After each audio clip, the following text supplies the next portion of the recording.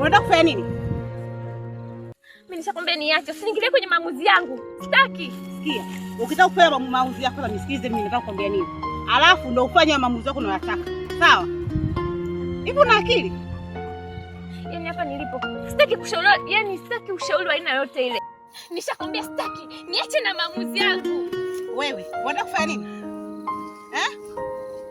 Ida, naomba niache. Niache, sitaki.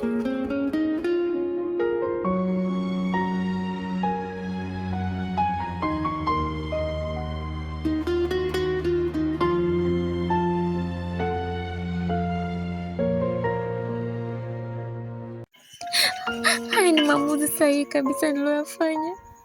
Nimeona siwezi kuvumilia.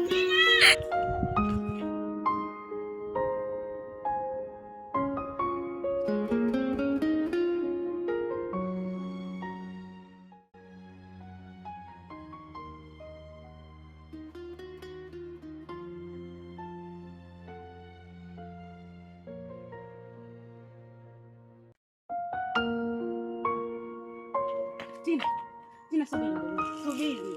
Kama unafanya hivyo lakini kwa nini? Naomba niache. Niache Idaya. Kwa nini unaingilia maamuzi yangu?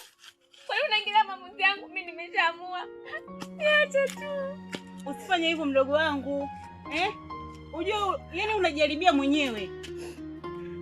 Alafu sio kwamba mchumba wako hakutaki. Usimtaje kabisa, sio mchumba. Andrew sio mchumba wangu. Anitaki mimi, anitaki Andrew. Ina maana siku zote hizi mimi nilikuwa napoteza muda kwake. Kanipotezea muda wangu, kaniharibia malengo yangu. Alafu leo anitaki. Sikiliza mdogo wangu. Yaani hapa na dakika kama 5 tu amenipigia simu. Wiki hii Aisha analeta barua nyumbani. Muongo, sio kweli. Sio kweli. Siwezi kukudanganya. Wamesema wanaleta barua nyumbani wiki hii haiishi. Sasa kwa nini ujinyonga wakati mtu ambaye unajinyonga naye anataka kukuchumbia? Kweli. Haki ya Mungu na hapa mimi na mchanga hapa na lamba. Anataka kukuchumbia wiki hii. Please mdogo wangu, usitumie maamuzi kwa hasira, sawa? Unanidanganya bwana. Sikudanganya. Mimi sina na masiala na wewe. Nishawahi kukutania. Nishawahi kukudanganya kitu chochote. Kwa nini nikudanganye kwenye hili? Amemwambia baba. Kila mtu anajua.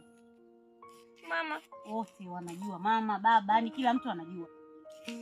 Yaani wiki hii lazima akuchumbie. Sikudanganya ndugu wangu basi.